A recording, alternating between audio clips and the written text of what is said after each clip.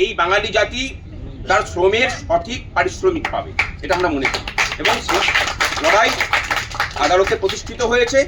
আগামী দিনে এই রাজ্যের কর্মচারীদের কাছে আমাদের আবেদন, সমস্ত রকম বিভেদ বলে আসুন, পথে না নামলে পরে কিন্তু এই রায়কে ইমপ্লিমেন্ট করানো যাবে না।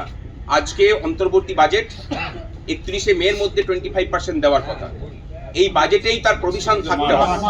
31শে মার্চের মধ্যে, 31শে মার্চের মধ্যে তার প্রভিশন থাকার কথা। সেই প্রভিশন যদি না থাকে, যত দ্রুত সম্ভব সর্বশক্তি নিয়ে আপনাদেরকে সবাইকে পথে নামতে হবে। দূর থেকে বসে অন্য কেউ আদায় করে দেবে সেই জামানা নেই।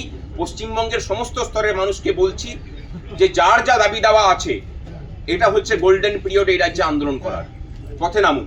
শুধু এসআইআরটা কোনো ইস্যু নয়, এসআইআরটাকে ইস্যু বানানো হয়েছে, এটা একটা পদ্ধতি, নির্বাচন কমিশনের একটা পদ্ধতি। বাকি ইস্যুগুলো থেকে দৃষ্টি ঘোরানোর জন্য এই জায়গাটাকে এত ফোকাস করা হচ্ছে।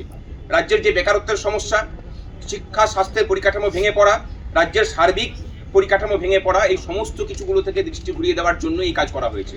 আসুন সকলে মিলে লড়াই করি, এই রাজ্যটাকে সঠিক পথে ফেরাতে হবে, রাজ্যটাকে বাঁচাতে হবে। এবং সেই রাজ্য বাঁচানোর একটা লড়াইয়ের প্রথম জয় হলো সুপ্রিম কোর্টে আজকে।